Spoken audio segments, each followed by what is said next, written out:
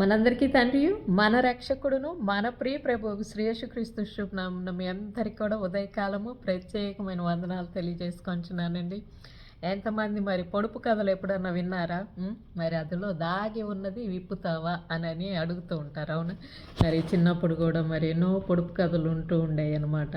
అవి విప్పితే అదొక సంతోషంగా ఉండేదనమాట. అంటే ఏంటంటే అవతల వారికి దాంట్లో ఉన్న తెలిసిన మర్మము మరి యువతల మనం కూడా ఒక్కొక్కసారి మనకు తెలిసింది అవతల వాళ్ళు తెలుసుకోవటానికి అట్లా మరి మర్మయుక్తంగా అవి అడుగుతూ మరి అదొక ఆటగా మరి ఉండేది. అవునా, మరి అట్లాగనే మరి ఎన్నోసార్లు అడుగుతూ ఉంటాం అనమాట. ఇంకేదైనా దాచిపెట్టావా దాచిపెట్టావా దాచిపెట్టావా రహస్యం ఫ్రెండ్ని కదా, నాకు నువ్వు అన్నీ చెప్పు చెప్పు చెప్పు. అట్లాగనే మరి చెప్పిన తర్వాత నేను ఎవ్వరికి చెప్పను అని అంటాం. అని అది 10 ఊర్లు తిరిగి వచ్చుద్దంట.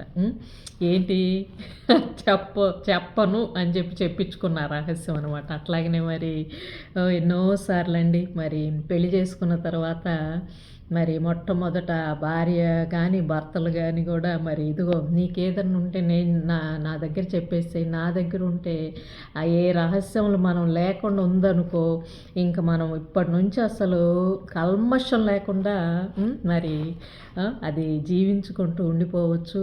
ఈ వివాహము మరి చక్కగా మనం ఇద్దరం కూడా ఏది ఉన్నా కూడా మరి ఒప్పేసుకొని మరి చక్కగా మనం మరల కూడా జీవితాన్ని కట్టుకోవచ్చు అని చెప్పుకున్న తర్వాత మరి ఆ భర్త ఏదైనా చెబితే జీవితాంతం సాధింపే అనమాట. ఆ భార్య ఏమన్నా పొరపాటున నిజమా అని చెప్పేసి కనుక చెబితే కనుక అదేమవుతుందో తెలుసా, ఇక మొత్తం జీవితం అంతా అట్లా. కొన్నిసార్లు అయితే నాకు తెలిసిన ప్రాణ స్నేహితురాలే రెండో రోజు మూడో రోజు వివాహం అయిన తర్వాత నీకెవరన్నా తెలిసిన వాళ్ళు ఉన్నారా, ఎవరినన్నా ప్రేమించావా, లేకపోతే ఇంకేదన్నా జరిగిందా, చెప్పు చెప్పు అని ఏదో తనకు కూడా తెలిసిందేదో చెప్పినట్టుగా తన దగ్గర ఉన్నదేదో చెప్పినట్టుగా ఉంటే అబ్బా నిజమైన భర్త దొరికాడని చెప్పిందండి. చెబితే పాపం ఇంకా ఆ నైటే తీసుకొని వెళ్ళి ఆ పైన మేడ మీద నుంచి దూకుతావా దూకవా దూకుతావా దూకవా అని చెప్పేసి మరి ప్రతి దినమంతా రాత్రంతా అట్లా ఆ భయములో బ్రతికిందనమాట. ఎన్ని రోజులు చెప్పకుండా ఎందుకంటే తండ్రి ఇంత కష్టపడి వివాహం చేస్తే మరి పెట్టిన కట్నమంతా అదంతా కూడా అయ్యో నాకు చెప్పు, నీ దగ్గర ఏమన్నా ఉంటే దాచుకున్నది ఇద్దరం చెప్పుకుందాము అని అనుకుంటే నేను నమ్మాను కదా అని చెప్పేసి మరి అయ్యో ఎందుకు చెప్పాను అని చెప్పి ప్రాణం తీసుకుంటే మరలా తల్లిదండ్రులు బాధపడతారు కదా అని చెప్పి మరి ఎంతగానో బాధపడి చివరికి చెబితే మరి పోలీసులను తీసుకొని వెళ్ళి ఆ తల్లిదండ్రులు తెచ్చుకున్నారండి. ఆ తర్వాతకు మరి నాకు కూడా తెలిసినప్పుడు వెళ్ళి పలకరించినప్పుడు ఎంతో దుఃఖం అన్నమాట. మరి అట్లా ప్రాణ స్నేహితురాలు బాధ చూచినప్పుడు అది ఒకసారి అది విన్న తర్వాత ఏమని అర్థమైపోయిందంటే అది ఏంటంటే ఈ మనుషుల్లో లోకంలో మనము నమ్మకం అనేది పోగొట్టుకుంటూ ఉంటాం అన్నమాట. ఎందుకంటే అది చెప్పిన తర్వాత మరి అది దాచుకుంటామని చెప్పిన తర్వాత అది వెళ్ళిపోతూ ఉంటే దానికి అర్థమేముంది, అవును. కానీ మరి అది మన అందరి యొక్క తప్పులు మరి మన అందరి యొక్క రహస్యాలు కూడా ఎరిగిన తండ్రి మరి ఆయన మనందరినీ కూడా కప్పి ఉంచడానికి తన యొక్క క్రీస్తు అనే పేరు మనకి భద్రంగా ఇచ్చారండి. ఆ భద్రంగా ఇచ్చి మరి ఇదిగో మీ తప్పులు అసలు ఒకరితో ఒకరు అనేది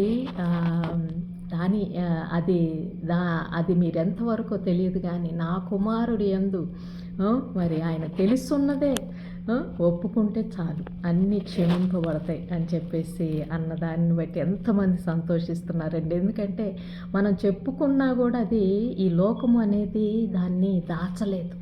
కానీ మనము చెప్పుకోని తప్పు తెలిసినా తెలియకపోయినా అది తప్పు అయినా తప్పు కాకపోయినా కూడా ఆ రహస్యం అనేది తెలుసున్న తండ్రి దాన్ని క్షమించి వేశారు అనే దాన్ని బట్టి మనం అందరం కూడా మరి స్వతంత్రతగా బ్రతకొచ్చు అనమాట. కాబట్టి మరి అంటే నేనేదో దాచుకోండి అని ప్రోత్సహించట్లేదు, కానీ దాంట్లో ఒక్కొక్కసారి జీవితాలు నాశనం అయిపోతూ ఉంటాయి అన్నమాట. కాబట్టి మరి ఈ రహస్యమునందున్న మరి ప్రతిదీ చూచుచున్న తండ్రి మరి మనము దాన్ని ఒప్పుకొనటం వలన ఏమవుతుందో తెలుసా?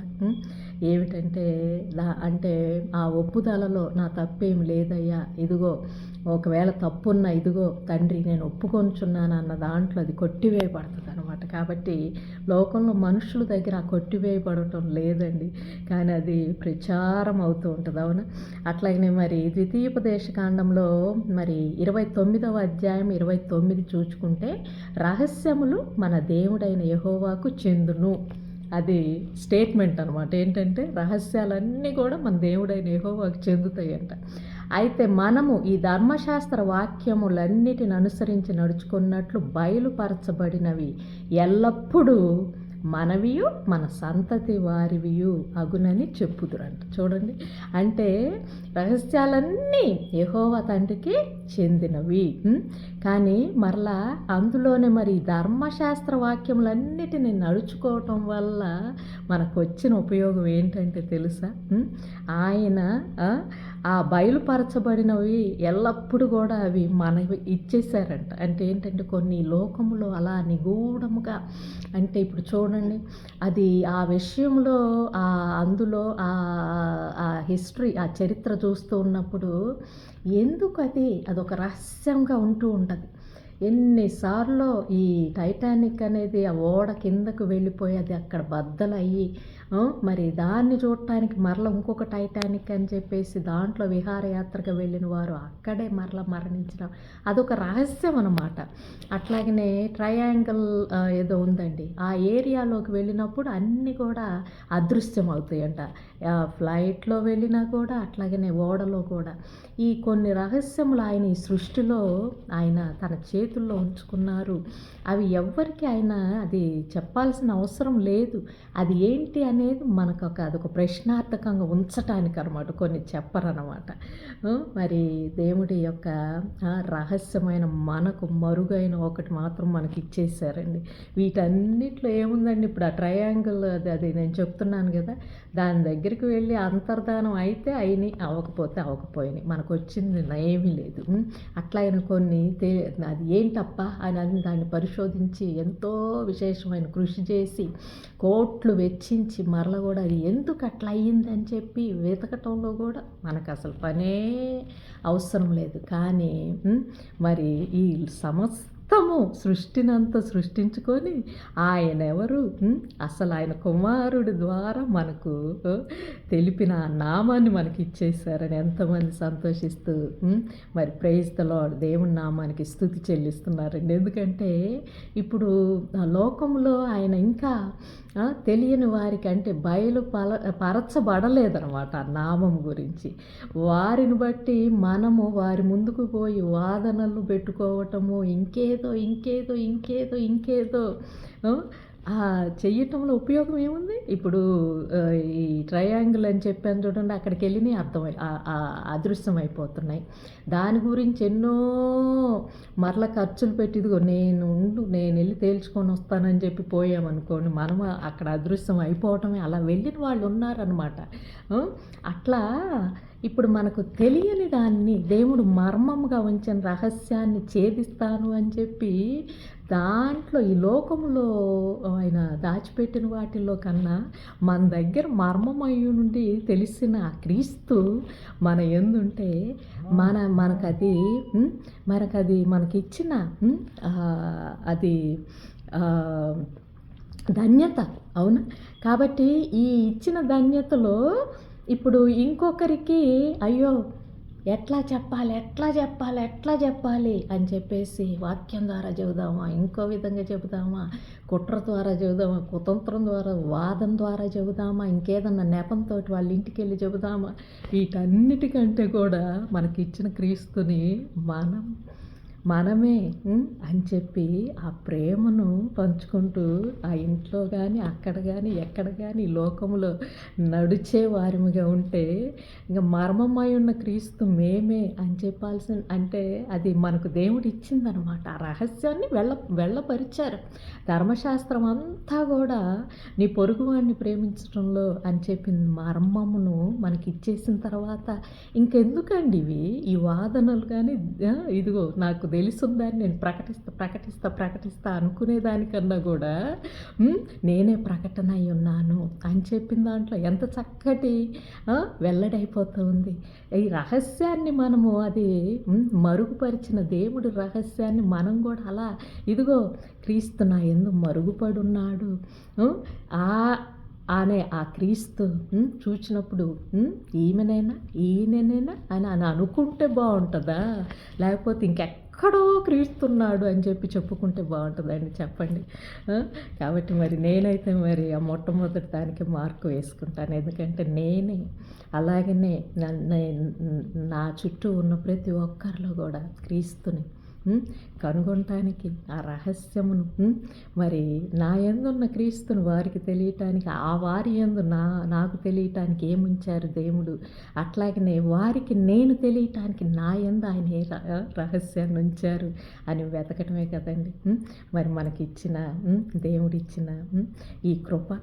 మరి దేవుని కృపను మరి మనం నిరర్థకంగా ఊరికనే భేషజాలు, ఊరికనే వాదములు, ఊరికనే రచ్చ, ఊరికనే మరి అది ఒక పిచ్చి పిడివాదంలోనికి తీసుకొని పోతూ అవతల వారు నాకు అర్థం కావట్లేదు ఎక్కడ మీ క్రీస్తు అంటుంటే ఇదిగో అప్పుడెప్పుడో పుట్టాడు ఏం పుట్టాడు చూపిస్తావా, లేకపోతే ఇంకేదో చూపించు అని అంటే ఇదిగో నేను చూపిస్తా పట్టు అని చెప్పేసేసి ఇందులో వెతకటం కంటే చూపిస్తాను అని చెప్పేసి మనము నిలబడటానికే కదండి దేవుడు పిలుచుకున్నారు. రహస్యాన్ని తెలియపరిచిన తర్వాత కూడా ఇంకా ఆ ట్రయాంగిల్ అని చెప్పేసి అక్కడ ఇదిగో వెతుకుతాం పట్టు అక్కడ ఎందుకు అవి అదృశ్యమైపోతున్నాయో అక్కడికే వెళ్ళి మరల నేను అక్కడే ప్రయత్నం చేస్తాను.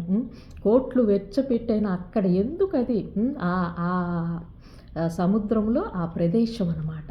అక్కడికి వెళ్ళి అంతర్ధానం అవుతుందంటే అది ఎందుకు అని చెప్పేసి వెతుకుతాను అన్నట్టుగా ఉన్నామా, లేదా మన యందు వెల్లడి పరచిన ఆ క్రీస్తుని పోలి ఇదిగో